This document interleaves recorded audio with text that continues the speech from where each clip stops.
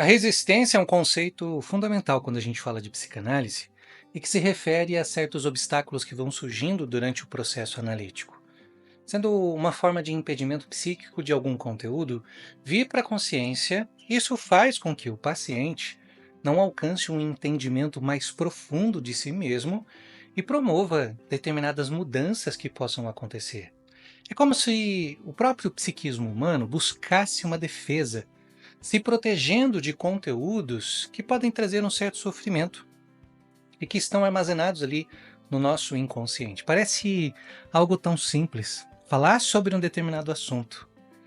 Só que para quem está ali falando de determinadas situações da sua vida, não é tão simples assim. Como esse conteúdo nem vem para a consciência, a gente nem sempre tem uma percepção dele.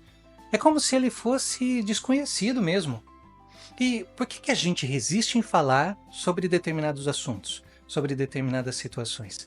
Porque a nossa psique possui uma capacidade incrível de se proteger de experiências traumáticas e conflitantes. Quando nos deparamos com situações que geram sofrimento emocional, o ego, que é a parte da personalidade que vai mediar as demandas do id, do superego e do mundo externo, entra em ação. E ele vai utilizar mecanismos de defesa, como, por exemplo, negação, como, por exemplo, projeção, racionalização e repressão. Isso é pura e simplesmente para se proteger de determinados conflitos. Um dos mecanismos mais utilizados é a repressão. Esse mecanismo consiste em não permitir que determinados conteúdos cheguem à consciência, porque eles podem causar muita angústia ou são incompatíveis com a imagem que nós temos de nós mesmos a partir do ego. Na verdade, o ego está se protegendo e não necessariamente protegendo a nós como um todo. Esses conteúdos recalcados permanecem lá na inconsciência e são impulsionados quando tem algum estímulo externo. E isso vai influenciar os nossos pensamentos, vai influenciar sentimentos, comportamentos, mesmo que a gente não tenha consciência clara deles. A resistência está intimamente ligada aos conflitos psíquicos. Esses conflitos surgem quando há uma tensão entre diferentes impulsos, desejos e exigências, tanto interna quanto externas. Quando a gente evita confrontar certas situações, conflitos, desafios, coisas ruins, a gente mantém um estado de equilíbrio, mas ainda é precário. No entanto, essa aparente estabilidade pode gerar sintomas de sofrimento, que são os motivos que levam as pessoas, por exemplo, a fazer análise. Existem muitos conteúdos que não vêm para a nossa consciência, mas afetam de alguma forma a nossa forma de viver. Fazer análise para vencer essas resistências é uma maneira de fortalecer o ego, para que esses conteúdos possam ser reconhecidos. A decisão de iniciar uma análise já é um grande passo, mas a resistência pode surgir. Em determinados momentos da vida ela pode surgir, tanto que aparece no processo analítico. A pessoa pode resistir a falar sobre determinados assuntos, ela pode esquecer as sessões, ela pode chegar atrasada, pode perder hora, não saber estacionar o carro, até interromper a análise. Tudo isso é resistência. A resistência à análise é uma demonstração clara de que o ego está em ação, protegendo você, eu, todo mundo da angústia que a exploração desses conteúdos reprimidos podem gerar.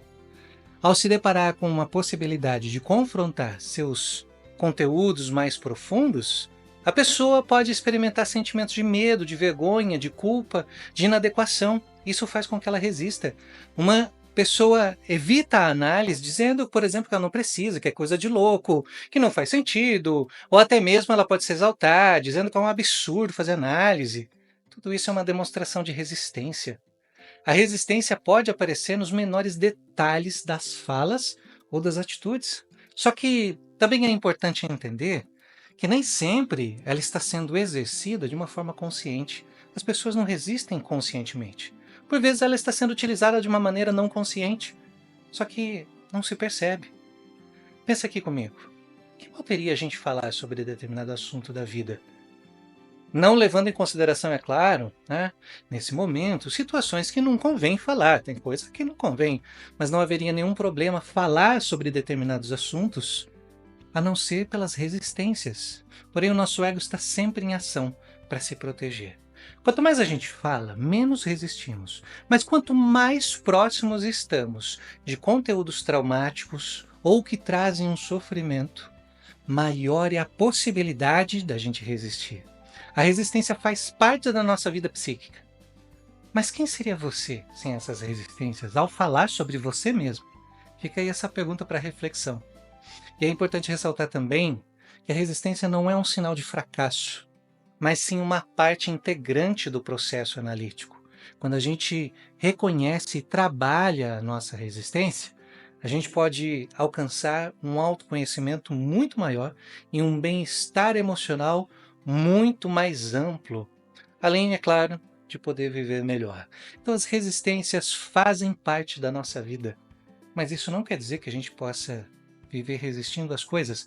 Um processo de análise está aí para isso, para a gente poder viver de uma forma diferente, vencer essas resistências e poder tomar decisões diferentes na nossa vida.